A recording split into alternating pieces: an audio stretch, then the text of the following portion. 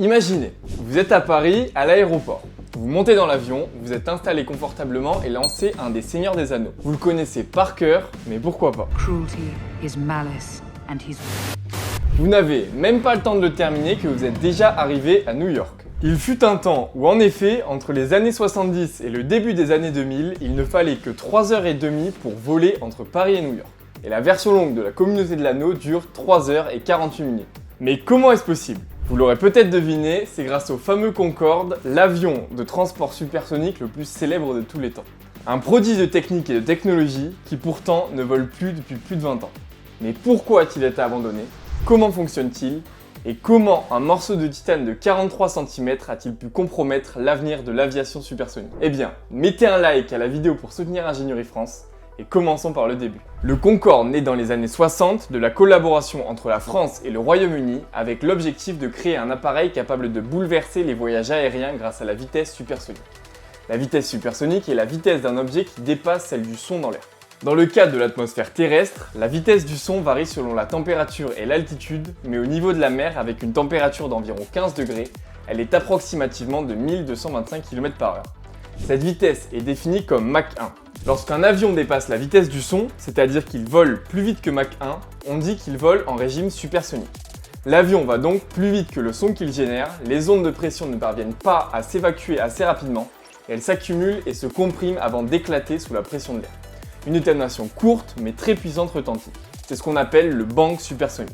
En aéronautique, il existe 4 plages de vitesse liées au son. La vitesse subsonique, inférieure à Mach 1, est celle des avions de ligne qui volent autour de 800 à 900 km/h. La vitesse transsonique se situe autour de Mach 1. La vitesse supersonique, au-delà de Mach 1, est typique des avions militaires et des appareils comme le Concorde qui volaient environ à Mach 2. Enfin, la vitesse hypersonique, qui dépasse Mach 5, concerne les missiles balistiques et les véhicules spatiaux, avec des vitesses pouvant dépasser 6000 km/h. Le Concorde fut conçu pour voler au-delà de Mach 2, soit plus de 2 fois la vitesse du son et 2 fois et demi celle des appareils traditionnels, réduisant ainsi de moitié la durée des vols transatlantiques. Mais comment ce résultat a-t-il pu être atteint?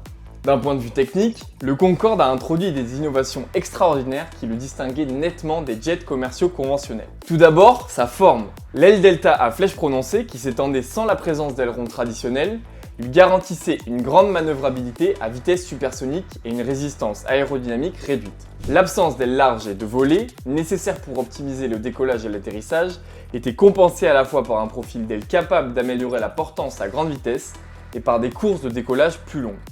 Contrairement aux avions de ligne classiques, où le cockpit est fixe, le Concorde avait besoin d'une meilleure visibilité au décollage et à l'atterrissage car son nez, à cause de ses ailes particulières, devait être très incliné. Pour résoudre ce problème, les ingénieurs ont inventé un nez mobile qui pouvait s'abaisser pour offrir au pilote une vue dégagée lors des phases critiques et se relever en vol pour améliorer l'aérodynamique. La structure du Concorde était également vraiment unique. Les avions commerciaux classiques sont construits avec des alliages d'aluminium conçus pour résister à des pressions et des températures relativement basses. Mais le Concorde, volant à des vitesses supersoniques, devait faire face à un autre problème. Le frottement avec l'air faisait monter la température du fuselage jusqu'à 127 degrés à l'avant, au point que les hublots de la cabine devenaient brûlants au toucher. Et vous allez me dire, avec la chaleur, qu'en était-il de la dilatation des matériaux? En effet, la structure du Concorde s'allongeait d'environ 30 cm pendant le vol. C'est pour cette raison qu'un alliage d'aluminium spécial a été utilisé, capable de se dilater et de se contracter sans compromettre l'intégrité de la structure. Même la couleur de l'avion était fondamentale. Lorsque Pepsi a déboursé 500 millions pour colorer la livrée de l'avion en bleu, on s'est aperçu qu'en raison de la couleur sombre, l'avion ne parvenait pas à dissiper uniformément la chaleur et ne pouvait donc pas atteindre la vitesse de Mach 2.02 sans surchauffer. Avec cette livrée, en effet, il se limitait à seulement Mach 1.7. Et comment les ingénieurs ont pu trouver toute la poussée nécessaire pour atteindre de telles vitesses?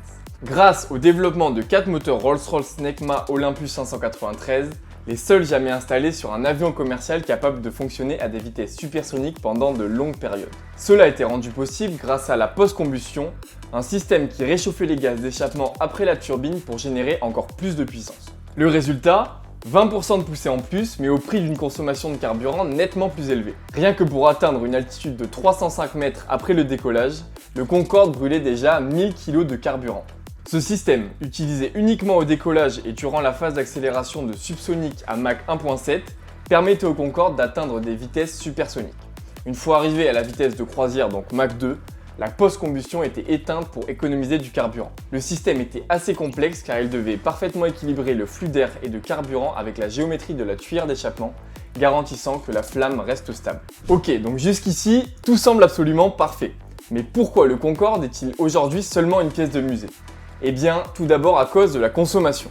On parle de 17 litres par passager tous les 100 km contre 3 litres de carburant tous les 100 km de vol pour l'A380, l'avion de ligne le plus grand de notre époque. Une fois en vol à la vitesse de croisière de Mach 2, le Concorde brûlait environ 29 000 kg de carburant par heure. Cette consommation monstrueuse limitait considérablement son rayon d'action, le contraignant à des ravitaillements bien plus fréquents que les jets intercontinentaux modernes conçus pour des vols de très longue durée. Sa capacité était également réduite à environ 100 passagers, tandis qu'un Boeing 747 peut transporter plus de 400 personnes. Les coûts d'exploitation étaient également très élevés. Voler dans ces conditions était extrêmement stressant pour les systèmes, et l'estimation de la maintenance était d'environ 18 à 20 heures pour chaque heure de vol contre 2 pour des avions normaux, ce qui portait le coût par heure de vol à plus de 150 000 €, dont la moitié en maintenance.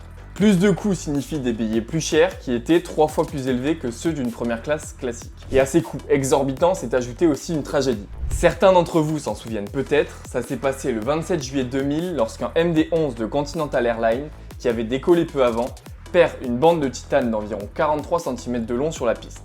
Lorsque le Concorde a accéléré pour le décollage, l'un de ses pneus a heurté le morceau de métal, explosant à une vitesse très élevée. Les débris du pneu éclaté ont heurté le réservoir de carburant qui se trouvait juste au-dessus de la roue.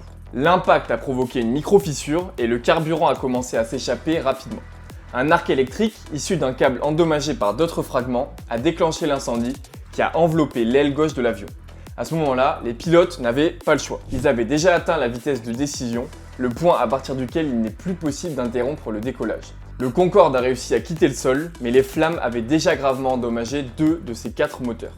L'appareil a rapidement perdu de l'altitude et après à peine 2 minutes de vol, s'est écrasé sur un hôtel à Gonesse, en périphérie de Paris. L'impact a été dévastateur. 113 victimes, dont les 109 personnes à bord et 4 au sol. Cet accident a marqué la fin d'une époque.